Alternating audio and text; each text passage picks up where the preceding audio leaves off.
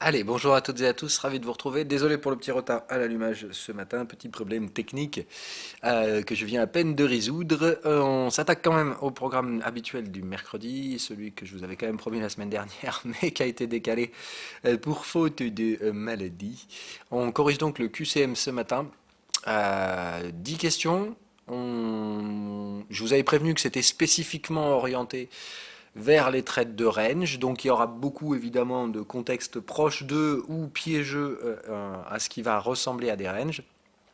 Donc je l'ai fait exprès pour que ce soit facile par certaines questions, extrêmement difficile, voire franchement je vous ai tendu les bras pour un gros piège sur deux questions. Donc on va voir si vous êtes bon ou pas là-dedans. Donc comme d'hab, je vous rappelle que dans le QCM, il n'y a pas une seule bonne réponse et toutes les autres mauvaises. Il y a juste en général quelques mauvaises réponses et on va dire plusieurs réponses acceptables. Donc l'essentiel, c'est pas de dire ah j'ai pas trouvé la même réponse que Phil, mais j'ai trouvé une réponse qui n'est pas fausse. Voilà, raisonnez toujours en fait par, euh, par, par, euh, par dissociation. Ce qui est important, c'est vraiment de comprendre que dans le trading, il n'y a pas de bonne réponse. Vous pouvez chercher la bonne réponse, vous la chercherez toute votre vie. Ce qui est important, c'est de ne pas choisir les mauvais, enfin de ne pas prendre les mauvais choix. Et rien que ça, déjà, c'est pas si facile que ça. Alors bref, ceci dit, on va quand même s'attaquer au boulot direct. On met en premier la grosse. Alors, toujours pareil, ça se décompose en deux trucs. Alors, pour ceux qui étaient nouveaux là, on gardera, je pense, ce contexte-là. À savoir, donc, je vous demande d'identifier le contexte dans lequel vous pensez que vous êtes. Range, neutre, haussier, baissier. Euh, les bulles, les excès, les trucs comme ça, pour que vous appreniez à identifier les schémas. Maintenant, il y a des schémas que vous n'allez pas trader, on est d'accord? C'est-à-dire que les divergences, les breakouts, les accumulations, les schémas de tendance, vous ne faites pas ça au début. Mais si vous commencez déjà à les identifier, c'est pas mal du tout, hein. Encore une fois, ça vous permet de savoir à quel type de marché vous avez affaire. Normalement, que vous soyez débutant ou expérimenté, vous devez être capable de savoir faire ça. C'est juste que vous allez évidemment vous tromper plus souvent en étant débutant, et surtout, il y a toute une partie de ces contextes que vous ne tradez pas. Autrement dit, c'est pratiquement comme ça en fait, ça commence pratiquement dans cet ordre-là. Vous commencez par trader les trades de range, neutre, puis vous essayez d'orienter un peu vos ranges, puis vous allez commencer à essayer de tenir un trade dans un range mature, c'est-à-dire ce qu'on appelle l'accumulation, puis vous allez commencer en général à essayer de trader le breakout qui suit, puis bon, la divergence, il y a juste un TP à faire, donc vous ne ferez jamais ça. Vous ne prenez surtout pas les trades en reverse sur la divergence. Vous prendrez le petit pullback, vous apprendrez à le faire, puis vous apprendrez à trader les reverse, puis vous apprendrez à trader les excès à la volatilité, et éventuellement, après beaucoup d'années d'expérience, vous essayerez de trader les bulles. Mais c'est bien, voilà, limite, c'est dans cet ordre-là, pratiquement, que votre apprentissage doit se faire. Vous commencez tous là, vous voulez tous essayer de comprendre ça, et pourtant, il y a tout ça à faire entre-temps. Allez, et donc, deuxième question, deuxième partie de la question, est-ce que vous pensez que c'est un trade? Et entre guillemets, oui, et à quel type de personne? C'est-à-dire, oui, mais oui, c'est un trade pour à peu près tout le monde, même les blancs et les verts peuvent le faire, typique des trades de range. Oui, mais c'est plutôt pour les traders expérimentés. Donc effectivement, euh, plutôt les contextes en cours de tendance. Et oui, c'est oui, mais uniquement pour les traders expérimentés, tout ce qui va être excès, bulles et des trucs comme ça. Euh, non, en gros, c'est trop bruyant pour vous, vous n'arrivez pas à identifier. Euh, non, mais c'est intéressant. J'ai juste besoin d'attendre des informations supplémentaires, une meilleure gestion du risque. Non, mais j'ai besoin de regarder sur le time frame inférieur. Non, mais j'ai besoin de regarder sur le time frame supérieur s'il n'y a pas quelque chose d'intéressant. Ok? Ou j'en sais rien, je vous laisse l'option aussi de ne pas répondre. Allez, on s'y attaque, c'est parti. Donc, je mets en grand la première question. Je ne sais pas si on va... Non, on va rester comme ça, c'est mieux. Là, on a largement assez à voir. Alors, à quoi est-ce qu'on a affaire ici? euh, On va commencer comme toujours. Le premier truc qu'on fait... Alors, attendez, je vais préparer mes éléments. C'est F6. Voilà. Ok, on ne regarde pas tout ce qui s'est passé avant d'abord, on commence par essayer de lire ce qui s'est passé là. Je vous rappelle que le sens de lecture ne se fait pas comme ça, il se fait comme ça. On va jusqu'aux éléments où on peut tirer une information. Là, on voit bien qu'il y a trois cycles, entre guillemets. Donc notre lecture, elle va se faire comme ça. Il faut que vous appreniez à vous conditionner à faire ça. Je sais que pour la plupart, vous commencez à lire ce qui s'est passé pour essayer de comprendre ce qui va se passer derrière. C'est encore une fois le bon vieux biais de compréhension qui vous force à faire ça. Donc oubliez ça, on ne fonctionne pas comme ça. On regarde où on en est et on revient dans le temps jusqu'à ce qu'on ait l'information dont on a besoin, qui est à quel contexte on a affaire. Ok? Donc ici, on voit bien que de toute façon, il y a un premier cycle là qui va nous intéresser. Donc premier truc qu'on fait, on regarde ce qu'on a comme information. On a sine wave, on a un price OK. Bon, théoriquement, ici, il n'y a pas non plus énormément de trucs à faire. D'accord? On regarde ensuite où est-ce qu'on en est sur un Fibo. OK, on est à 61 puisque le 76 est là. On a un momentum qui est divergent, c'est-à-dire que là on n'a pas le signal de momentum, mais pourtant on voit bien une belle divergence sur le momentum. Donc là il y a peut-être un trade, mais encore une fois, il faut d'abord contextualiser. D'accord? Pour qu'un trade se prenne, il faut qu'il respecte les conditions de son contexte. Donc là théoriquement, ce qu'on vient de donner comme information, on est sur 61% de retracement. On regarde que la première phase, ici, on vient d'un contexte à un contexte sans tout arracher. Il n'y a pas de breakout. On a plein d'informations de type range. Bon, voilà, pour moi, ça traduit la forte probabilité qu'on soit dans un range. Est-ce qu'on est dans un range neutre, un range haussier ou un range baissier? On ne sait pas. Tout ce qu'on sait, c'est que pour un débutant, il faudrait attendre 76%. Donc, si vous êtes débutant, vous savez que vous ne pouvez rien faire tant qu'on n'est pas là-haut. D'accord? Ça, ce serait potentiellement tradable dans ce cas-là comme un range baissier, mais dans ce cas-là, il faut pouvoir confirmer le fait qu'on est oui ou non dans un range baissier. Quels sont les éléments qui vous permettent de confirmer un range baissier? Je vous laisse deux secondes réfléchir. Il y en a un qui est vraiment particulier. C'est que effectivement, dans un range baissier, on va avoir tendance soit à installer quelque chose qui ressemble à de la tendance, c'est-à-dire que vous allez voir quelque chose qui est relativement directionnel, comme c'est le cas ici. Hein. Franchement, ça, c'est très directionnel. Les retracements sont faibles. Ici, vous voyez, par exemple, on avait des structures de range. Si on avait vraiment fait un range, on aurait fait des retracements un peu plus profonds. Là, on voit que ça perd du flux et ça a l'air pratiquement tendanciel. Mais on a toujours des signaux de range. Et ce qui est important, il y a un élément que vous devez retenir. Dans les ranges tendanciels, qu'ils soient haussiers ou baissiers, il faut absolument tenir des clôtures en dehors des contextes. D'accord? Et pas juste venir ici, mettre une seule clôture et remonter. C'est-à-dire que là, on est encore dans un schéma de range. Là, on n'y est plus. Là, on vient mettre plusieurs clôtures sous les contextes, des clôtures bien franches. Voilà, et là, on accélère à travers les contextes. Même chose ici, on arrive à tenir plusieurs clôtures.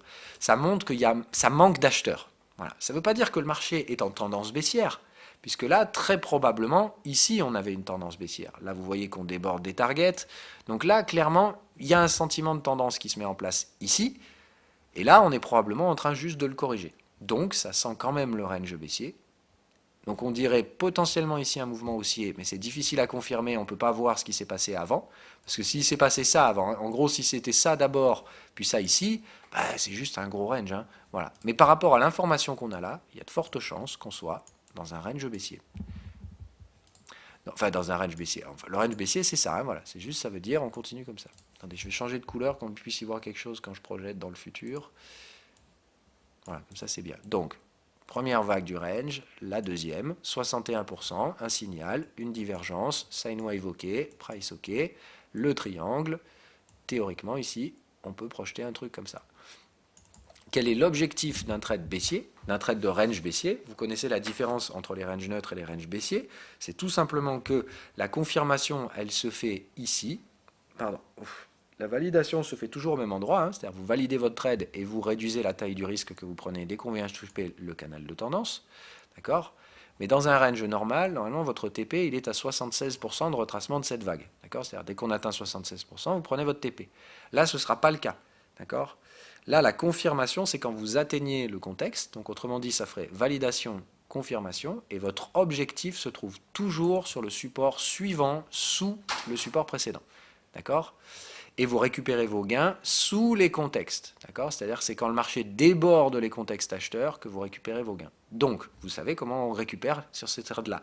La seule différence entre le range et le range tendanciel, c'est les endroits où vous allez faire la gestion du risque. Vous prenez un peu plus de risque sur les objectifs tendanciels et la target se trouve très probablement sur ce support, sur ce trade. D'accord? Voilà, donc ça, j'ai commencé direct, je vous mets dans le bain sur le range tendanciel. Maintenant, et retenez bien la règle, c'est que, évidemment, ici, si vous êtes débutant, vous vous attendez ici. Et si vous risquez à prendre ce trade, si vous êtes blanc, vous savez que c'est un trade dans lequel vous avez très peu de maîtrise égale levier divisé par 2, ou vous prenez que 1 ou 2 micro-lots, vous prenez le strict minimum que votre broker vous propose. Voilà, donc première question, on peut répondre, on a les éléments de réponse. Hop, si j'arrive à revenir, voilà. Donc, pour moi, c'est un range baissier, en tout cas c'est ce que je mettrai. Et je dirais oui, c'est un trade pour les traders vert. Alors c'est plutôt voilà. Les blancs, vous le prenez aussi, vous pouvez prendre ce genre de trade, mais évidemment vous y allez un petit peu plus doucement. D'accord? Alors ici, 42% des gens ont répondu range baissier, donc ça me va très très bien. Bravo à ceux qui l'ont mis. Ceux qui ont mis le range neutre, 25%, ça me va aussi. C'est-à-dire que si vous avez mis un range neutre, ça peut tout à fait effectivement être un range neutre. Dans ce cas-là, il faut simplement attendre un petit peu plus haut. Ici, l'élément qui fait pencher la balance dans le range baissier, c'est le fait qu'ici, on a réussi à déchirer du contexte à l'achat. Enfin, on a réussi à déchirer un peu le contexte acheteur en installant pas mal de clôtures. Et que ça a l'air quand même assez punchy à la vente. Donc, il y a de fortes chances qu'il y ait ce schéma qui se mette en place. Mais ça reste de toute façon un schéma global de range, donc c'est très bien.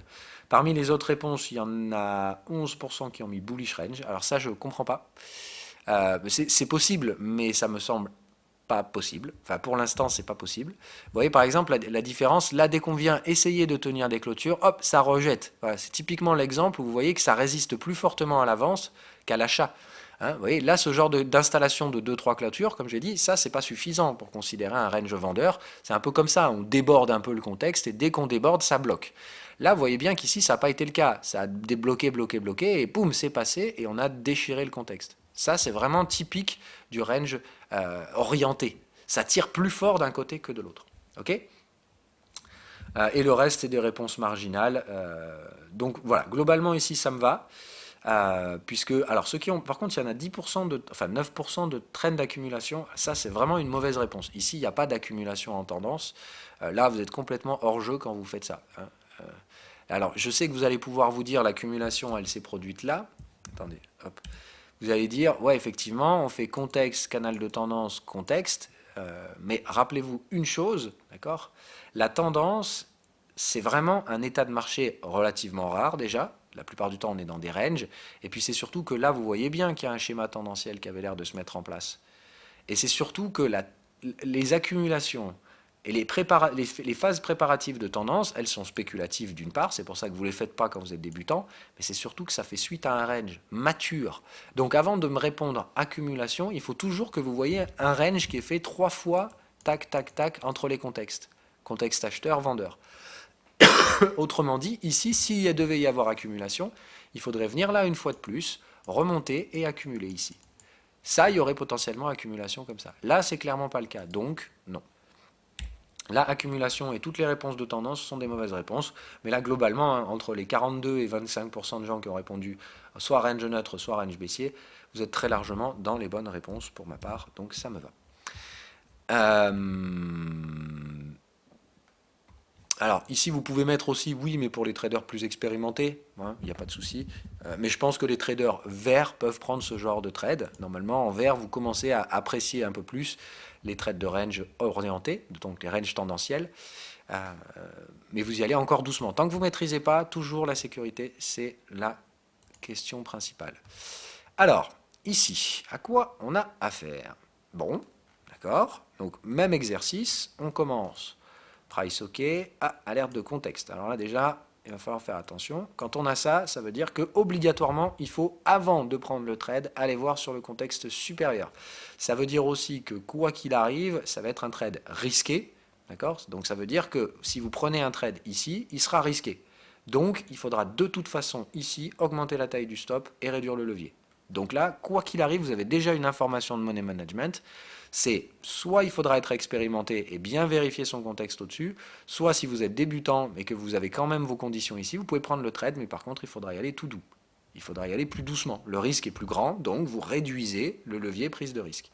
Autrement dit, si vous risquez 1% de capital sur vos trades de range habituels, si ici c'est un trade de range, vous prendrez que 0,5, la moitié du risque. Ok?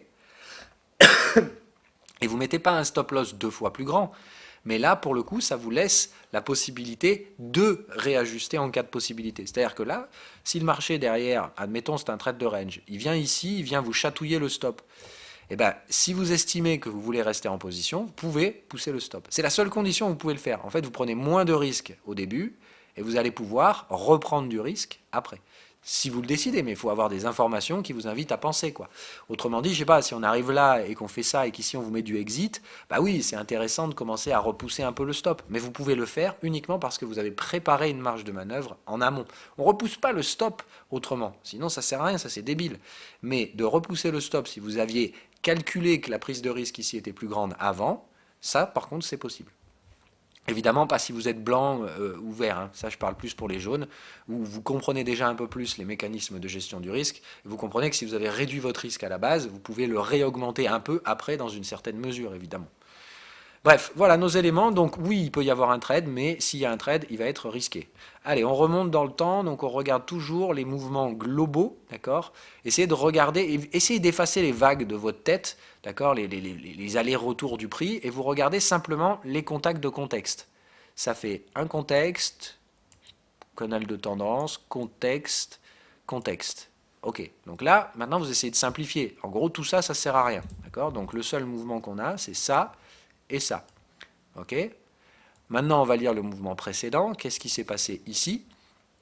Ça a l'air plutôt tendanciel, comme bordel. Ici, on voit bien que ça arrache, mais c'est costaud, mais ça a surtout l'air excessif, en fait.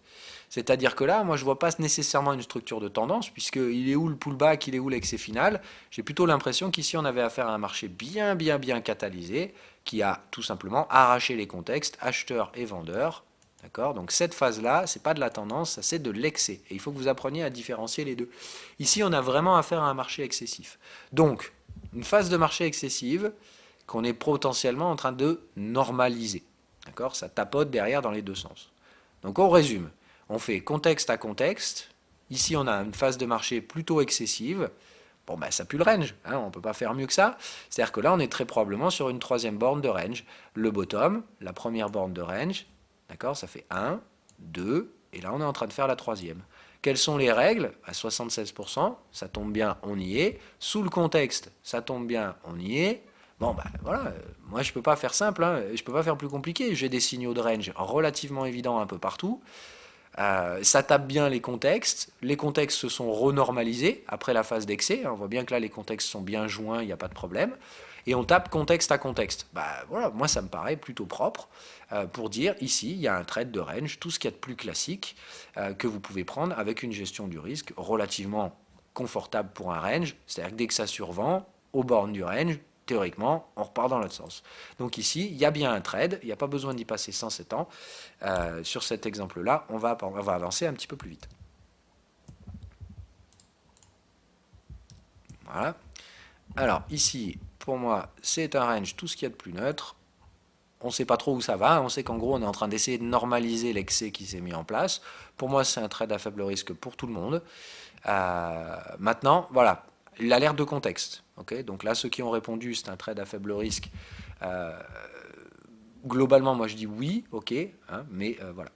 Alors là, 63% de range neutre, donc bravo à tous ceux qui ont répondu ça. Pour moi, c'est la bonne réponse. Là, il y en a vraiment une qui sort du lot. Il y en a qui ont mis range haussier.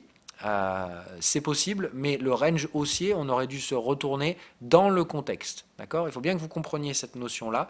En fait, la différence entre le signal de range neutre et le signal de range tendanciel, c'est juste que le signal de range neutre, c'est 76% et en débordement du contexte. Et c'est minimum 76, hein, je vous rappelle encore une fois, on peut aller plus bas à chaque fois. Pour le range tendanciel, c'est la même chose, c'est minimum 61%, mais c'est un retournement des prix dans le contexte. Donc là, ce qui fait qu'on ne peut pas prendre ça comme un signal de range tendanciel, c'est simplement le fait que ici, il aurait fallu en gros se retourner là. Se retourner avant qu'on installe des clôtures sous les contextes. Là, le simple fait qu'on essaye de déborder les contextes, rappelez-vous ce que c'est que le contexte. Le contexte, c'est un canal de tendance émulé par un algorithme. Quand on déborde le canal qu'il a émulé, lui, il perçoit entre guillemets une accélération du sentiment baissier. Accélération du sentiment baissier dans un range, c'est souvent le meilleur moment pour se mettre dans l'autre sens. D'accord ? Mais quand, entre guillemets, le sentiment baissier vient juste retester le support acheteur, qui entre guillemets, en gros, ça c'est la zone que les acheteurs essayent de soutenir. Si les acheteurs étaient en contrôle, ils auraient déjà repris les mouvements de prix. Comme là, on arrive à les faire douter, entre guillemets, c'est que c'est probablement neutre. Voilà. Bon, c'est un peu pour la psychologie des ranges là que je vous fais ça. Question number 3. Hop. Alors, même exercice. On a, alors le price OK, il est caché derrière, mais vous le voyez. Donc on a bien une zone de prix qui est d'accord. Bon, de toute façon, il y a un triangle. Donc OK. Une alerte de contexte. Donc là, même chose. Attention, il faudra de toute façon aller vérifier ce qui se passe au-dessus. Dans tous les cas, ou réduire le risque pour les débutants. On a bien un momentum OK et un sine wave OK. Par contre, attention sur le momentum. Hein, quand vous voyez ça, quand même, il faut faire attention. Hein. Donc ça veut dire quoi? Ça veut dire, oh putain, faites attention, parce que s'il y a une tendance, d'accord, si ce à quoi vous arrivez ici, c'est un marché en tendance, vous êtes dans la merde, d'accord? Ça ne veut pas dire qu'on ne peut pas y aller, ça veut juste dire, faites attention. Ici, ça pourrait être un marché en tendance, ok? Qu'est-ce qu'on voit? Oh putain, une target de range. Bon, vous savez ce que ça veut dire? Une target de range, ça veut dire, normalement, on est bloqué. Par contre, si cette target, on la déborde, vous avez dû noter ça, vous vous dites, si ça on déborde, il y a un gros risque de tendance. Donc là, effectivement, on va faire attention. On va vérifier qu'on n'est pas dans un contexte d'accumulation potentielle. Problème, putain, on pourrait y être. On voit bien qu'on fait canal de contexte, tendance. Attention, ça pourrait être ça, une accumulation un peu bestiale, c'est-à-dire qu'ici, il n'y a pas la phase de range suffisante qui précède, mais ça arrive de temps en temps, les accumulations un peu bestiales. Donc là, moi déjà le premier truc que je vois, c'est que avant même d'identifier le contexte, je sais que s'il y a trade, ça va être risqué. Hop, pardon, allez, on va accélérer un petit peu. Donc, c'est pas non plus la fin du monde, parce que rappelez-vous, pour un breakout, il va falloir qu'on accélère à travers le canal de tendance qu'on voit bien ici. Donc autrement dit, c'est risqué, il y a un risque de tendance, clairement. Donc si ça arrache, il ne faut pas hésiter à prendre ses stops. Mais par contre, sinon, si on lit l'histoire ici, pour moi, c'est quand même assez peu probable qu'il y ait un breakout ici, parce que ça ne correspond pas. Je ne vois pas de range mature.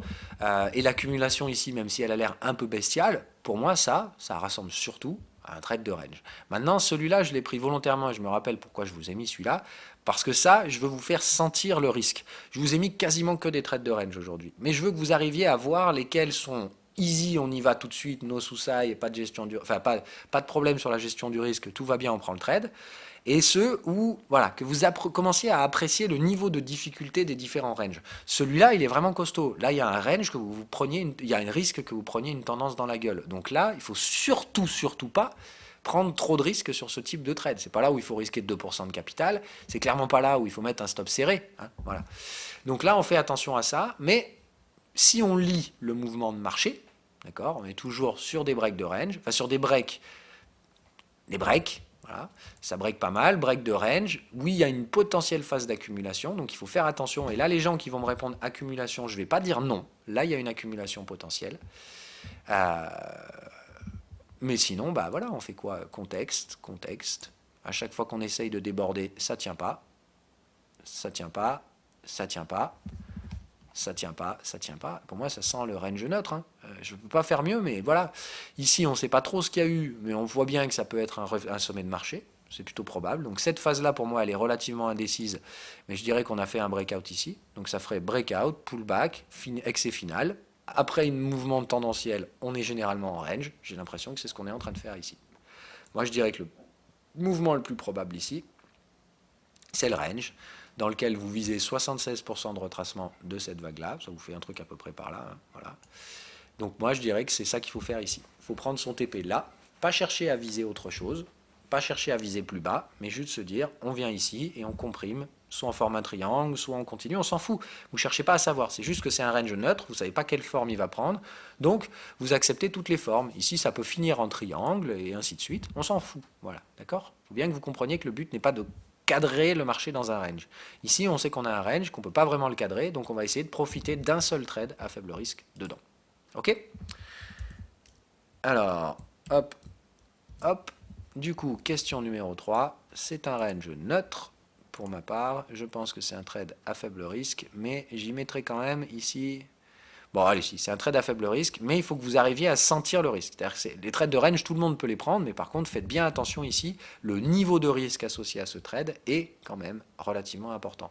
On a des signaux, des pré-signaux potentiel en vue d'un breakout, c'est-à-dire que ça, c'est typiquement ce que vous recherchez quand vous êtes en train de faire une accumulation et que vous allez essayer d'aller vers le breakout. Vous voyez un marché qui est suracheté et qui ne se renverse pas. Et ça, c'est typique d'une préparation pour un breakout. Voilà. Donc ici, ceux qui auront répondu, je regarde vos réponses. Bon, de toute façon ici, 56% en range neutre, ça me va très bien. 15% de range baissier, bah non, ça pour moi ça n'a pas suffisamment dérouillé sous les contextes acheteurs pour se faire. Et puis de toute façon, on est déjà à 76% de retracement et on est déjà en débordement des contextes. Donc ça ne peut pas être un range baissier. Le range haussier non plus. Pour moi, non. Pas possible. Et le reste, c'est des signaux, soit autres, soit tendance. Donc, mais globalement, là, on va dire encore un peu plus de. Ça fait combien on va dire à peu près 70 et quelques pourcents de bonnes réponses. Donc ça me va très très bien. 4. On avance, parce que sinon ça va prendre 3 plombes. Ok. Alors, bon. Je vous ai dit, hein, je vous ai envoyé du range à plus en pouvoir. Hein. Vous allez en bouffer aujourd'hui du range. Alors, on regarde, bon, on regarde nos signaux. Donc, on est bien dans une zone de prix. On a un triangle sur une target. On a un signal de momentum, un signal de cycle. Ok, on est en TP. Ok, donc c'est pas mal. Déjà, il y a ce qu'il faut pour faire un trade. Donc, on voit que ce marché est intéressant. Bon, de toute façon, je vous sélectionne que des marchés intéressants. Là, aujourd'hui, je n'ai pas fait de piège ou je ne vous ai pas mis un truc qui ne sert à rien. Donc, autrement dit, ici, on doit lire notre marché. Ok. Donc, on voit qu'on est où? On est à 61% de retracement et on est dans le contexte. D'accord. Donc là, le seul contexte qui peut autoriser ce trade, c'est le range baissier. D'accord. Donc, il faut vérifier si oui ou non on est dans un contexte de range baissier. Ok.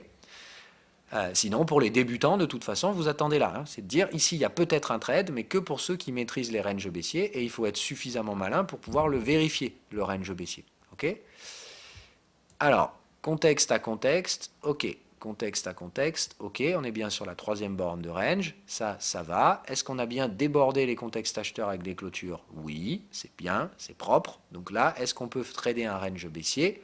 Oui, à condition d'avoir des signaux de tendance, c'est-à-dire qu'il faut des signaux tendanciels. Ici, le TP, ce n'est pas typiquement ce que vous recherchez. C'est-à-dire que effectivement, là, le surachat, c'est bien. Mais vous l'avez, d'accord? Vous avez aussi un TP. Donc vous faites quand même attention. Ici, ça ne veut pas dire que le signal est parfait, parce que ça aurait été mieux s'il n'y avait pas la structure de TP. Maintenant, vous avez quand même un marché suracheté qui est toujours en train d'échouer sous des résistances. Autrement dit, vous êtes sous des résistances surachetées. Ça peut être des signaux, effectivement, de tendance. Quand vous êtes suracheté sans faire de nouveau plus haut, c'est plutôt bon signe. OK? Donc là, il y a un trade de range. Maintenant, attention, ça aurait été mieux s'il n'y avait pas eu la structure de TP. La structure de TP, elle vous dit simplement qu'ici, mettre un stop très agressif, c'est pas possible. Mais pour moi, le trade là, il est tout à fait prenable, sans aucun problème. La taille du canal de tendance pour le stop loss me semble plus que largement suffisante ici. Voilà, pour moi, là, c'est de dire, elle vous ramène quasiment au niveau du sommet, et il me semble que c'est tout à fait jouable. De mettre votre stop là-haut et de viser, comme d'hab, sécurisation, confirmation et TP sur le prochain support. Donc là, vous voyez que ce support-là, on l'a brisé. Vous vous direz que sur ce marché-là, il ne faut pas viser plus que ça. Voilà. C'est par là, probablement, que en débordement des contextes, vous allez récupérer votre gain. Et après, on s'en fout. OK? Et visez aussi les fibos quand vous êtes comme ça. C'est-à-dire que là, comme vous voyez qu'on a eu un marché un petit peu bullish, n'oubliez pas que les niveaux de retracement de la vague majeure, ici, peuvent vous servir à identifier les supports. Là, vous voyez qu'on a très probablement un Fibo 50 par là et un Fibo 61 ici. Voilà, ce sera vos objectifs. Vous visez pas plus loin, enfin vous cherchez des supports parmi ces zones-là. Alors, hop. Donc, range baissier. Est-ce que vous pensez que c'est un trade? Oui, mais simplement pour ceux qui sont un peu plus expérimentés. Enfin, oui. Ceux qui sont verts, voilà. Là-dedans, c'est plutôt les verts que... Voilà. Alors, question 4. C'était la 4? Oui, pardon. Question 4. Vous m'avez répondu 61% de range baissier. Super. 15,5 de range neutre. Je peux l'accepter, mais c'est tout simplement si vous êtes débutant et que vous voulez attendre le signal de range neutre, celui qui se trouvera éventuellement en débordement du contexte au-delà de 76%, ok, il n'y a pas de souci. Ça ne me gêne pas, c'est une réponse que j'accepte. Globalement ici, ça fait à peu près plus de 75% de bonnes réponses, donc je suis plus que satisfait. Je m'attendais à ce que vous soyez vachement plus dans la merde, donc je suis plus ou moins satisfait des réponses que vous donnez pour l'instant. En tout cas, ça me fait plaisir. Alors, on repart. La suivante, hop, voilà. Alors, price OK, contexte, donc attention, on réduit son risque. Momentum, sine wave, du TP, ok, c'est pas mal du tout. On a le triangle sur une target et on est bien en débordement des contextes. Donc c'est pas mal du tout. On voit qu'on ne tient pas les clôtures dans le débordement, mais on l'a débordé, donc c'est bien. Ça c'est plutôt pas mal. C'est plutôt pas mal. Ok. Bon, on revient dans le temps. Tac, tac, tac. Ok, donc c'est pas mal. On voit bien qu'on rejette les contextes. Ici, même chose, un marché un peu excessif, comme on a vu la dernière fois. C'est un peu le même genre de truc. Ça accélère un peu fortement. On aurait eu un pullback ici. Alors, donc là, breakout, pullback, excès final. Donc là, on a bien un excès final. Ça, c'est pas un marché excessif. Ça, c'est un marché qui a accumulé, qui a breaké et qui a fait son excès final ici. Donc là, on a une fin de tendance. Ok, on compte toujours le décompte de range à partir de la fin de la tendance. Donc, tac, tac. Ok, là, on est bien. Ok, on est bien sur la troisième borne de range, débordement du contexte, Fibo 76, le triangle, le break de range ici. Même si on a une alerte de contexte, là, tous les éléments, c'est trade de range. Là, franchement, si vous hésitez face à un truc pareil, je vous comprends pas. Là, pour moi, c'est clair, net et précis. Vous prenez taille du canal de tendance, c'est quand même relativement large. Vous le mettez en stop loss. Moi, je pense qu'ici, on peut même le réduire un peu. Mais ce serait intéressant de garder un... Pour les débutants, vous gardez toujours cette règle. Pour les plus expérimentés, je pense qu'ici, franchement, vous pouvez mettre un peu plus. Je pense qu'à ce stade-là, là, vous pouvez déjà mettre un stop par là. C'est-à-dire un tout petit stop. Mais jamais vous prenez plus de risques. C'est-à-dire que là, vous prenez un trade avec 0,5% de risque au lieu de prendre 1%, vu qu'il y a quand même l'alerte de contexte. Et vous allez voir évidemment sur le contexte supérieur ce qui s'y passe. Ok. Bon, là, j'aurais rien dû dire, je vais embrouiller les débutants. Donc là, clairement, un trade de range classique. Celui-là, si vous ne le prenez pas, ça va vraiment pas. Parce que là, celui-là, c'est de l'académique. Voilà, ça c'est celui, tout le monde y va, là il n'y a aucun stress, vous prenez ces trades-là, vous mettez votre stop et vous passez à autre chose, votre gestion du risque, la validation, la confirmation, le TP, et puis c'est fait. Voilà. Ça c'est typiquement le genre de trade où vous prenez du blé, il n'y a pas à se compliquer la tâche. Ça ne veut pas dire qu'il va marcher à 100% des temps, ça veut juste dire que ça c'est tellement académique que si vous ne prenez pas ces trades, ça ne va pas. Allez, on passe en deuxième partie, c'est-à-dire là je vous supprime les prix et je vous mets juste les contextes, mais vous verrez que ça suffit. Et je vous mets quand même les dernières bougies pour le plaisir, mais ça vous force à supprimer vos biais de lecture, même si très clairement maintenant je vois que vous êtes beaucoup mieux formé qu'à l'époque, puisque maintenant, même avec les prix, vous êtes beaucoup moins mauvais dans les ranges. Enfin, vous prêtez beaucoup moins attention aux zigzags et compagnie de prix qu'avant, j'avais noté ce souci-là. Donc c'est bien, ça veut dire qu'on a pour l'instant réussi à traiter vos symptômes. Alors, où est-ce qu'on en est? Alors, on a price OK, le triangle, on a une target de range là-haut. Momentum OK, pas de sine wave. Alors ça, on fait attention. On regarde du coup à quoi elle ressemble notre sine wave. Ouais, elle est un peu dégueu. Mais bon, là, je sais pas pourquoi il l'a pas détecté. OK. Bon, c'est un peu bizarre. Mais je dirais qu'ici, sine wave n'est pas mauvais non plus. Hein, voilà. Donc on va simplement surveiller ici, mais on note qu'il manque l'information de cycle sur l'algo. Voilà. Bon. C'est pas la fin du monde, mais c'est comme ça. Donc il y a un trade potentiel, mais attention au cycle à prendre dans la gestion du risque. Le signal qu'on a, c'est surachat après un exit. Bon, c'est plutôt pas trop mauvais signe. Où est-ce qu'on est? On est bien dans les contextes vendeurs, on a débordé 61, mais on n'est pas encore à 76. Donc on est en retracement de la vague précédente, au-dessus des 61%, avec des structures d'épuisement relativement intéressantes. Donc ici, qu'est-ce qu'on peut faire avec ce genre d'information? Il n'y a que le range baissier. Donc déjà, tout ce qui est débutant, vous ne touchez pas tant qu'on n'est pas à 76. Okay, ceux qui sont un petit peu plus à l'aise et qui vont essayer les ranges baissiers, ici, il faut qu'on confirme, oui ou non, le fait qu'on est sur un range baissier.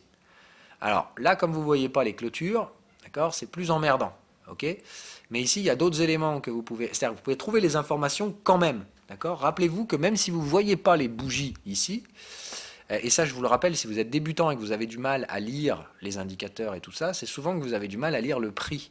Les indicateurs, ils sont d'une simplicité affligeante. Supprimez le prix, en fait. Ça vous aidera à mort. Et de vous dire que même si vous ne voyez pas le prix, vous voyez les informations importantes. Ce qui est important, c'est qu'à chaque fois que vous voyez ça, là, d'accord, ça accélère le canal de tendance ici, il est tiré. Vous voyez, là, il ne tire pas le canal de tendance. Là, ça veut dire qu'on est plutôt normal. Mais vous voyez, en fait, là, hop, vous savez qu'il y a eu une accélération. Là, vous savez qu'il y a eu une accélération. Là, vous savez rien. Vous ne savez pas ce qui se passe, mais vous savez que le marché n'a pas accéléré ici. Donc les canaux de tendance, quand vous les voyez se faire briser comme ça montre que le marché tente d'accélérer. Donc vous savez qu'ici, il y a eu une accélération baissière. Là, il y en a eu une un peu plus costaud. Là, il y en a eu une ici aussi. Il y en a eu une là aussi. Il y en a eu une ici. Et il y en a eu une là. Donc, même si vous ne voyez pas le marché, là, vous pouvez très probablement vous dire qu'il y a effectivement eu des clôtures qui se sont mises ici. Vos contextes ont été disjoints. C'est très probablement ici confortable pour dire que vous avez eu un mouvement un peu tendanciel ici. D'accord ? Mais toujours au sein d'un range. Autrement dit, vous avez votre borne ici, probablement on avait une tendance là, un pullback, un excès final, et ici on est bien en train de former un range baissier qui retrace le mouvement tendanciel. Donc là, il y a bien une structure de range baissier, là il y a bien un trade de range baissier, vous êtes bien suracheté toujours sous le sommet, vers des 61% de retracement. Pour moi, c'est un exemple typique ici d'un marché qui va se reverse en range baissier et qui va très probablement venir casser le support précédent et viser un support par là. Ok ? Tout simple, pas besoin de vous compliquer la tâche. Vous savez que de toute façon ici, vous récupérez vos gains sous le contexte acheteur, quoi qu'il arrive. Dès qu'on le déborde et que vous avez des signaux de fin de tendance, vous récupérez vos gains. Ok ? C'est aussi simple que ça. Alors, voilà, c'est toujours plus simple évidemment quand c'est le prof qui fait les cours, mais bon. Hop, hop. Allez, c'est parti. On continue au suivant. Ah pardon, j'ai pas regardé les réponses. Merde, j'ai pas répondu à la question 5. La question 5, vous étiez 71% aussi à répondre le range neutre. Donc pareil, très bonne réponse pour les questions 5, tout me va bien.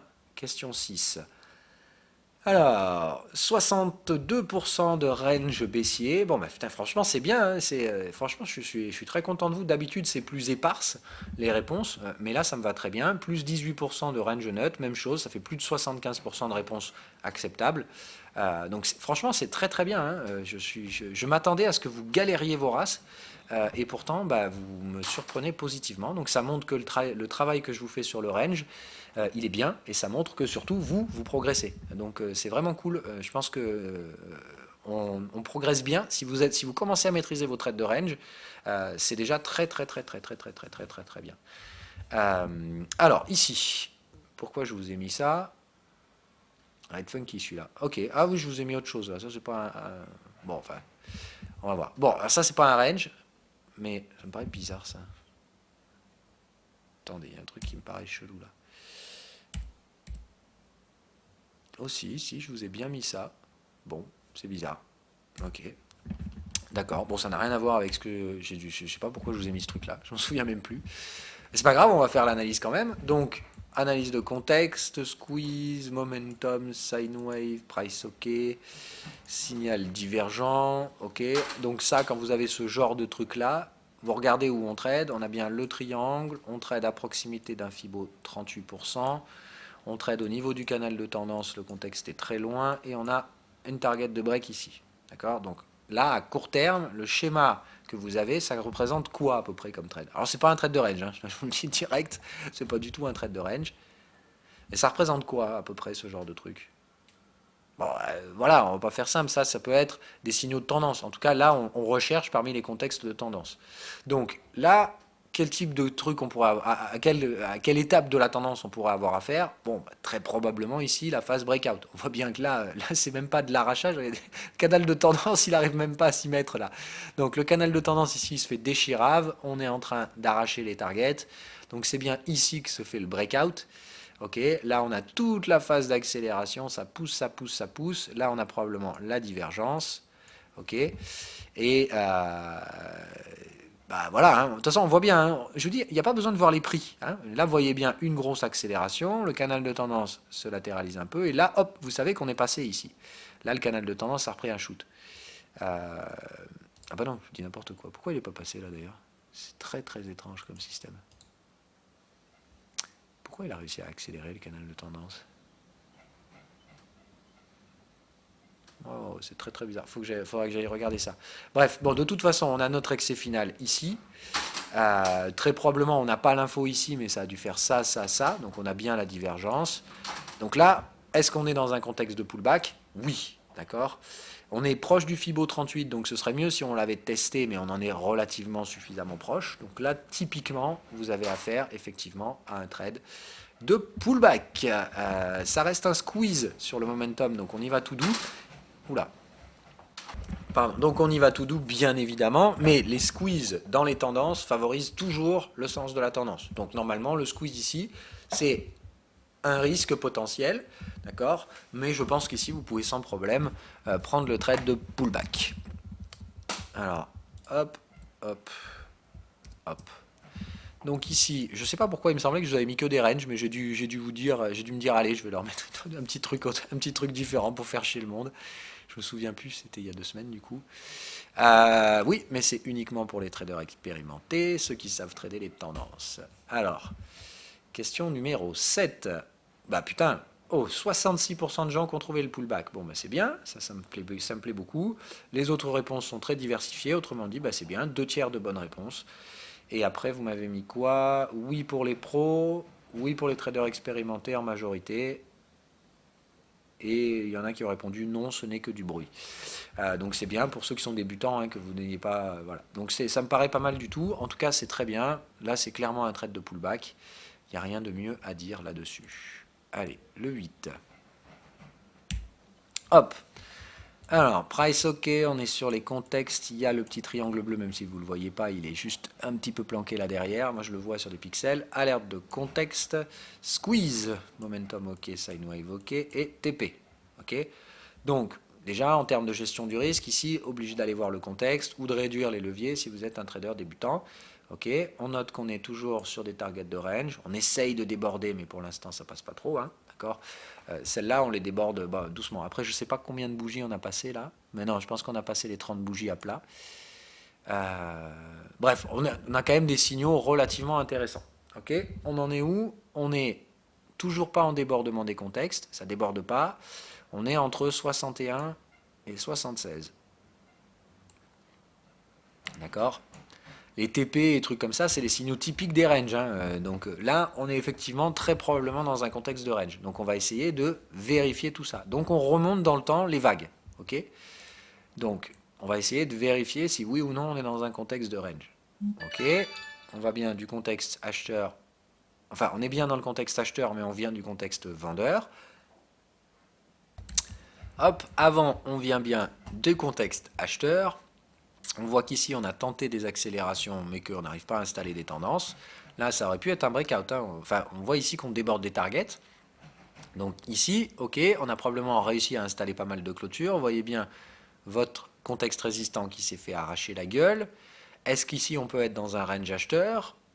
Bah oui. Problème, bah TP, hein, c'est pas un signal de tendance, je veux juste dire que vos opposants essaient de se barrer. Enfin, commencent à se barrer.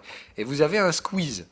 Donc là, moi je pense que c'est un trade très risqué ici. C'est-à-dire que risquer le trade tendanciel ici, faut être expérimenté, et je pense que la réponse, elle vous est donnée surtout par l'analyse du contexte supérieur. Mais je pense qu'on peut prendre ce trade. Par contre, il ne faut clairement pas y mettre 1% enfin, il faut mettre moins d'1% de capital ici en risque. Parce qu'il me semble que là, il faut se prémunir contre la possibilité assez grande de venir chercher un signal de range neutre plus bas. Et dans ce cas-là, il faut évidemment absorber ça en gestion du risque, plus la possibilité ici qu'il y ait des petites mèches à la con. Donc ici, voilà, pour moi, la taille du stop loss là, ça, c'est pas possible. Ok. Vous ne pouvez pas franchement mettre un stop loss ici. Enfin, pour moi, ça me semble complètement stupide. Donc je pense qu'ici, il faut doubler la taille du stop loss.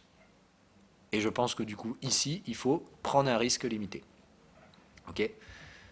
Ok, moi c'est comme ça que je ferai ici, doubler la taille du stop loss et prendre maximum 1% de risque avec un fameux stop loss par là, et ça me semblerait tout à fait jouable pour jouer le range haussier. Et pour les objectifs, bah vous attendez. Si on vient déclencher un signal de range neutre après, bah vous faites votre gestion du risque comme un range neutre.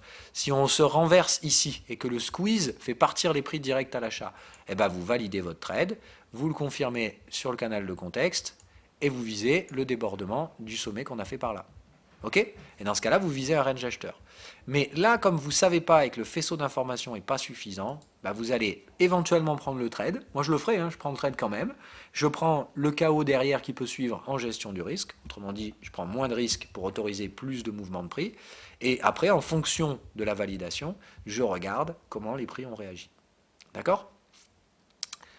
Le TP est tout à fait jouable, hein, comme un signal de tendance, hein, on est bien d'accord. Alors, je ne l'ai pas mis en bleu, le TP, hein, mais il faut que ce soit sur un... Alors voilà, il faut qu'il y ait un support ici. Hein, je vous rappelle encore une fois, il faut que ça ne se produise pas de nulle part. C'est-à-dire que là, il faut que les prix, on les ait travaillés. Hein, il faut qu'il y ait une zone qui ait servi à quelque chose avant, éventuellement, la fameuse accélération. Mais il faut qu'il y ait un support de prix ici. Hein, voilà.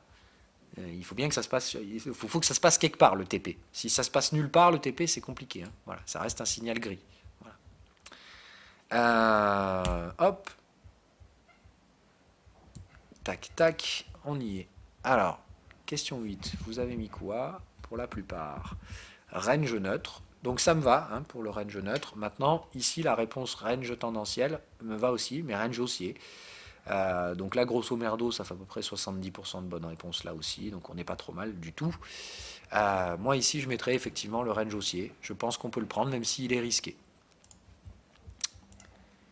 Donc là, c'est uniquement pour les traders expérimentés. Là, clairement, hors de question que des... là, avec des squeezes, avec des alertes de contexte, tout ce qui est... ça, c'est débutant. Vous devez vous dire qu'il y a un truc qui ne va pas. Il vaut mieux soit attendre le range neutre, plus bas, soit passer sur ce genre de trade où vraiment il risquait très très peu de votre capital. Question 9. On se rapproche de la fin. Allez, ok. Même exercice, price OK, triangle, alerte de contexte, momentum, sine wave, divergence. D'accord. Alright. On est bien en débordement des contextes acheteurs. Donc, on a bien débordé 76%. Ok, c'est un peu agressif comme truc quand même. Pardon. Donc, allons-y. Est-ce qu'on prend ce trade de range? Alors, celui-là, j'ai fait exprès de vous le mettre, et je m'en souviens très bien. C'est typiquement l'exemple dont je vous parlais l'autre jour. Ici, il y a un risque, et il y a un risque considérable à ce que vous soyez dans un pullback. D'accord? Alors, je vais vous expliquer comment on fait la différence. Donc, on est obligé de revenir dans le temps. D'accord? Donc, on revient, on a bien fait contexte à contexte, et on vient bien du contexte acheteur avant. Donc, potentiel, troisième borne de range. Par contre, ce qui doit tout de suite vous attirer, c'est ça. Et ça doit vous dire, ah putain, on arrache les contextes acheteurs, mais on les arrache pas qu'un peu. Là, on y va fort. Donc déjà, il faut faire attention. On déborde fortement des targets de range. Il faut quand même faire très attention. Pour moi, là, contexte de range, soit, mais c'est tendu. Là, c'est très risqué. Okay, la divergence seule, ça me paraît relativement faible ici comme signal. D'accord? Donc là, moi je pense que l'élément dominant et la bonne réponse à mettre ici, c'est de dire, là, de toute façon, on ne sait pas trop ce qu'il y a. Mais on voit bien qu'ici, il y a probablement eu un breakout. Il n'y a pas eu de target qui a été débordé, mais bon, on voit bien qu'ici, ça a fortement accéléré à travers tout le bordel. Là, on voit bien qu'il y a très probablement eu une phase de divergence. On voit bien, ça a attaqué une fois, ça a attaqué deux fois, et ici, le momentum a été moins bas. Donc, il y a de fortes chances qu'on ait été divergent par là. Donc, ça ferait breakout, divergence, et ça, attention, ça pourrait être que le pullback. Et on pourrait être en passe de faire l'excès final. Donc là, il y a bien un gros risque, et je pense que ça, tout simplement, pour le savoir, il faut aller voir le contexte. Tout simplement parce que là, vous avez besoin de voir un peu plus loin. Okay, moi, là, ici, je n'ai pas suffisamment d'informations pour faire quoi que ce soit. Parce que je ne sais pas si le breakout, en gros, si ce n'est pas ça l'excès final, et le breakout n'était pas là-haut. Autrement dit, ici, on breakait considérablement, on faisait un pullback là, parce que dans ce cas-là, on aura un trade de range. C'est-à-dire que si ça, c'est bien une fin de tendance sur le contexte, ça, c'est clairement un trade de range. Par contre, si là, il y avait un breakout, si ça, c'est simplement une phase de pullback ici, c'est-à-dire que si ça, c'était un gros breakout, bah là, on peut juste être en train de faire le pullback de l'UT supérieur. Et dans ce cas-là, si vous achetez ici, bah vous allez vous faire racler. Donc là, il y a clairement un risque. Et je ne peux pas le quantifier parce qu'il me faudrait voir le time frame supérieur. Ok? Donc là, dans ce genre de contexte, la seule chose que vous devez faire, c'est dézoomer et vous assurer d'une chose, estimer le risque que ceci ne soit pas la fin de la tendance. Si ça, c'est vraiment un excès final et que ça se voit clairement sur le time frame supérieur, vous pouvez y aller ici tranquille. La divergence, elle suffira, même si ce n'est pas extrêmement bandant, vous êtes bien sous les 76,4, en débordement des contextes, vous pouvez y aller. Mais ici, on voit bien qu'il y a des éléments qui font clairement augmenter les leviers de prise de risque. Donc là, vous prenez plus de risques sur ce trade que sur un trade classique. D'accord? Donc déjà, on vérifie son contexte. Et si on peut quand même y aller, ça n'empêche pas de prendre le trade. D'accord? Mais on va prendre le trade et on va évidemment prendre un peu moins que la taille de position habituelle. On ne s'expose pas fortement sur ce genre de trade. Là, c'est vraiment maximum 1% de prise de risque dans cet exemple-là. Ok? Là, je pense que celui-là, vous êtes un peu moins bien comporté sur les réponses. C'est question 9 là. C'est la 9, hein, je ne sais plus. Oui. Donc question 9. Ah voilà, là effectivement vous êtes paumé. Alors c'est bien parce que je l'ai fait un peu exprès, hein. Celui-là il est vraiment chiant comme contexte. Alors il y en a qui m'ont mis range baissier. Ça non, pour moi c'est pas possible. Ou alors si, mais c'est un range baissier un range baissier mature. Dans ce cas-là, hein, on aura fait contexte, contexte, contexte, contexte, et voilà. Donc moi je dirais ça peut être un contexte de range baissier, mais voilà, moi ici je pense qu'il faut regarder un peu plus loin. Alors maintenant je peux vous donner la réponse, je sais très bien quel actif c'est, et je sais très bien qu'en gros il n'y a pas de tendance ici, d'accord? Donc en fait le truc c'est qu'ici effectivement on est dans un range baissier qui est mature, c'est-à-dire que le range baissier ayant fait son travail, bah ici on repasse normalement en range haussier. Donc voilà, ici techniquement cet actif là il faut le prendre à l'achat, parce que voilà, mais quand vous êtes confronté à ça, vous devez vous assurer qu'ici, il n'y avait pas une grosse tendance sur l'UT supérieur. Ce qui n'était pas le cas ici. Mais si ça avait été le cas, voilà. Donc là, oui, c'est typiquement le genre de trade que je prends quand même, mais je suis conscient du risque, donc c'est ici. Ici, je ne risquerai pas le compte. D'accord?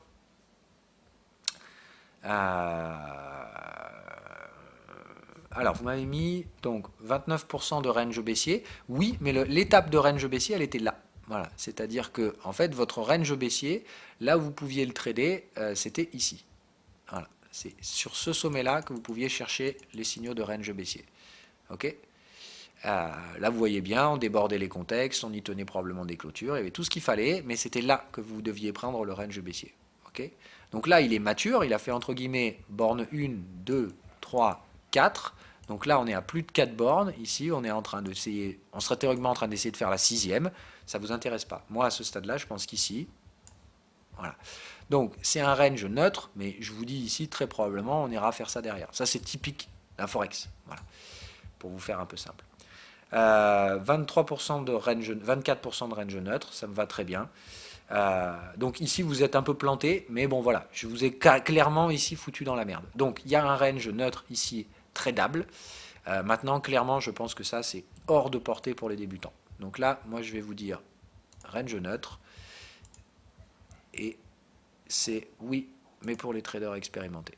Ça, il n'y a que moi. Tu vois, c'est les ranges neutres, mais il y a tellement d'informations ici emmerdantes.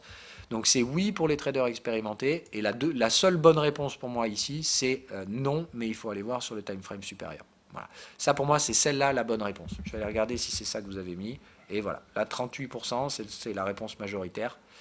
Je vais voir sur le time frame supérieur. Donc voilà, moi ça me va bien, et le reste c'est à peu près 30% de gens qui ont répondu oui, mais pour les traders soit expérimentés, soit professionnels. Donc globalement ici vous avez bien répondu. Voilà. C'est sur l'identification du contexte que vous avez eu un petit peu plus de mal ici. Ça peut être, alors la réponse range baissier, je peux tout à fait l'accepter, mais dans tous les cas c'est un range baissier mature, donc vous ne pouvez pas le trader. Voilà. Et on l'a bien vu, hein, il y a un fort risque de probabilité à ce que le marché dérouille ici. Donc autrement dit, on est sur un cluster technique. L'indécision ici est forte, la prise de risque est donc élevée. On prend le trade si on veut, si on est expérimenté. Après les vérifications dont on a parlé évidemment. Mais par contre, on ne risque pas son compte. Voilà. Même moi, là, ici, je prendrais un tout petit risque. Hein. Je risquerais probablement pas plus de 0,5% de capital. Mais je le prendrai quand même. Parce que ça, c'est le genre de trade qui va être sécurisé. C'est-à-dire qu'il va chercher la validation.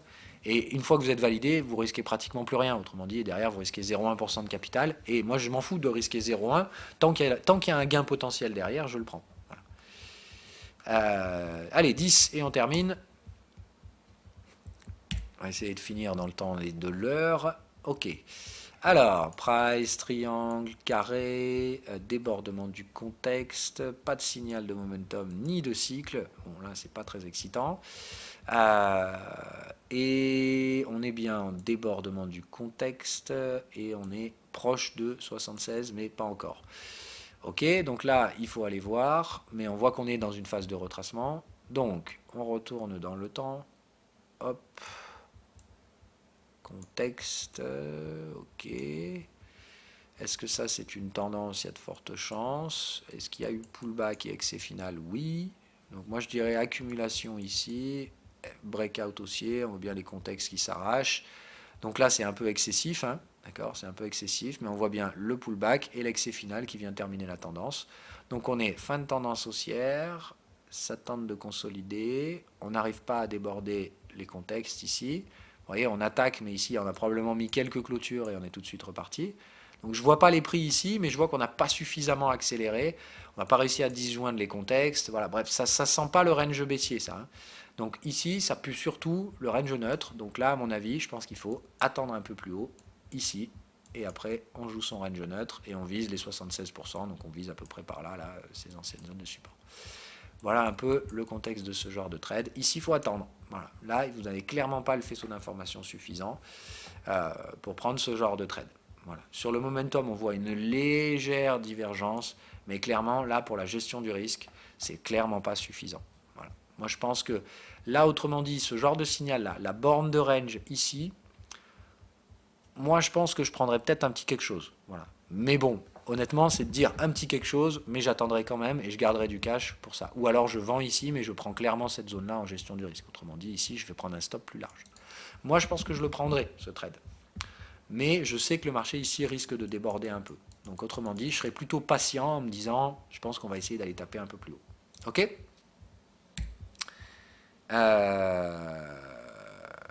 Hop, voilà. Donc ici pour moi c'est un range neutre.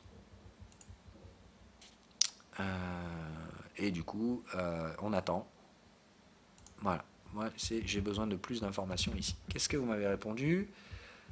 Range baissier 50%. Eh ben non, voilà. Donc là pour moi ça va pas. Là le range baissier c'est pas possible. Déjà d'une, on déborde les contextes vendeurs. Donc si vous voulez prendre un trade de range baissier, il faut vous retourner dans les contextes, d'accord? Ou allez, une petite méchasse, ça peut être autorisé. Là, on est bien en train d'essayer de s'installer en débordement des contextes. Donc là, non, c'est une mauvaise réponse. Les autres éléments que vous devez avoir toujours pour valider les ranges tendanciels, c'est des signaux de tendance, d'accord? Des signaux rouges ou des trucs comme ça. Là, il n'y a rien du tout qui vous montre qu'il y a une tendance, enfin qu'il y a un mouvement et un sentiment tendanciel qui s'installe sur le momentum. Donc il n'y a pas de momentum tendanciel. Et pire que ça, je vous le dis, ce qui est important, c'est que vous voyez que la phase de baisse dans le range tendanciel doit être un peu tendancielle. Alors là, on voit que le canal de tendance était relativement fin. C'est un bon signal, mais ça n'a pas suffisamment arraché à travers les contextes acheteurs. Autrement dit, à chaque fois que les bears ont essayé, ils n'ont pas réussi. Donc, moi, c'est pas suffisant. Il faut un moment où les bears essaient de prendre un peu la main, ils se sentent en puissance. Range tendanciel, ça veut dire qu'il y a une perception tendancielle dans le range. Là, moi, je ne vois pas de perception tendancielle baissière. Donc pour moi ici ça sent le range neutre et ça veut dire on attend un petit peu. Les clusters d'informations sont insuffisants pour l'instant pour prendre un trade. Donc moi je dis ici il faut attendre un petit peu plus pour avoir des infos. Mais le range baissier ici pour moi c'est pas possible. Dites-vous toujours voilà, là l'erreur que vous commettez à mon avis c'est la lecture de cette zone là. Voilà. Cette zone là il faut la lire. Rappelez-vous, on revient dans le temps pour valider. D'un range baissier, vous devez voir des accélérations baissières dans la phase baissière du range. Là, pour moi, ce n'est pas suffisant. Et puis, on a déjà débordé 61 et on est déjà en train de déborder les contextes vendeurs. Ça montre que les vendeurs ne sont pas suffisamment en défense de leur zone résistante. Et donc, probablement un range neutre à venir sur ces contextes-là. Qu'est-ce que vous m'avez mis pour le trade? La plupart, 33% de oui, mais c'est uniquement pour des traders expérimentés, ce qui est le cas. Hein, et non, j'ai besoin de plus d'informations. Pour 2 tiers d'entre vous, vous avez donné ces 2 réponses. Ça me va très très bien. Donc globalement, c'est bien. Franchement, je m'attendais à moins bien. C'est-à-dire que j'ai tendu quelques pièges, mais ça me paraît bien. Ce qui était l'intérêt de cet exercice-là, c'était pas de vous tirer à l'erreur, c'était plutôt de vous faire sentir les différents niveaux de risque. Donc, ce qui m'intéresse, c'est ce que vous avez fait ici comme type d'analyse de tout ça. C'est-à-dire quand vous avez fait les différentes réponses, est-ce que vous avez oui ou non commencé à sentir que vous tourniez toujours autour du même pot, mais qu'il y avait toujours des méthodes, des applications différentes, des gestions du risque plus différentes. Il y avait des trades plus ou moins risqués. C'est tout ce que j'essayais de vous faire sentir là-dedans. C'était pratiquement pour tout le temps des ranges ou des ranges tendanciels, sauf le pullback que je vous ai mis au milieu, bon, je ne sais pas trop pourquoi, mais bon voilà. Et ce qui était important, c'était que vous sentiez que même si ces trades respectent tous plus ou moins les mêmes règles de base, les règles d'application de la stratégie, le type de signal variait considérablement et que du coup chaque trade ici se tradait de manière indépendante. Ils avaient tous une gestion du risque différente. C'est ça que je voulais essayer de vous faire sentir, en tout cas au sein de ce PDF, de ce QCM. Donc si vous avez senti un petit peu ça, c'est génial. Ça veut dire que vous commencez à sentir un peu la gestion du risque. Et ça, c'est vraiment génial. Voilà, c'est un peu le but, de vous faire comprendre que je vous donne des structures, ce que je vous donne, c'est un cadre. Et que ce cadre, il va falloir apprendre à le maîtriser, que quand vous le maîtriserez, vous arriverez après l'avoir tradé suffisamment de fois, à comprendre que chaque trade est indépendant, mais que vous pouvez sentir le niveau de risque du trade en fonction des informations que vous avez, des informations techniques que vous avez. Autrement dit, rappelez-vous, c'est quand on revenait et qu'on mettait les petites flèches, qu'on disait alors momentum, machin, puis squeeze ou alerte de contexte, des trucs comme ça. Et tout ça, en fait, ça vous permet d'apprécier le niveau de risque du trade et de vous exposer plus justement au marché. Et ça, c'est de la gestion du risque. Ça, c'est vraiment, vraiment le métier de trader. Voilà. Allez, bah du coup, qu'est-ce que vous avez mis pour le niveau de difficulté? Normal ou élevé, mais vous avez apprécié le challenge et pour la plupart de toute façon, vous étiez 43% à être plutôt parmi les expérimentés, enfin les semi-expérimentés, les verts jaunes quoi. Ah non, la plupart vous êtes verts, donc 43% de verts qui ont répondu et 31% de blancs. Donc c'est très bien.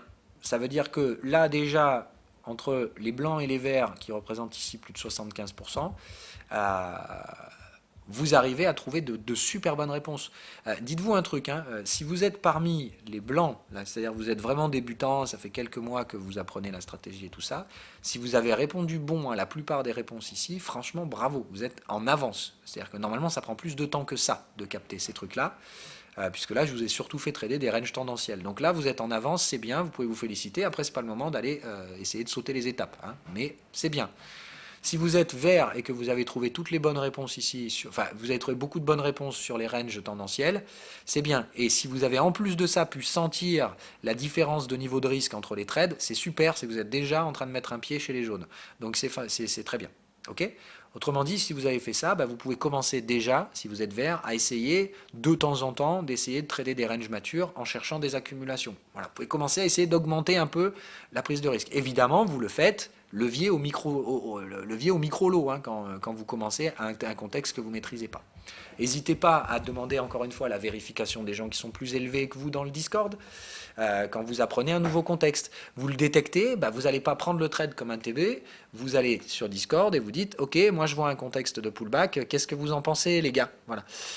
Et pensez toujours quand vous avez des doutes ou que vous essayez de vous apprécier sur des timeframes, sur des contextes que vous maîtrisez peu, toujours demander la vérification de quelqu'un d'autre, ça vous évitera de prendre un mauvais trade. Si vous faites un truc qui n'est pas bien, la personne va théoriquement vous expliquer ce que vous avez mal compris dans ce contexte-là, et autrement dit, vous évitez une perte et vous progressez quand même, c'est fantastique.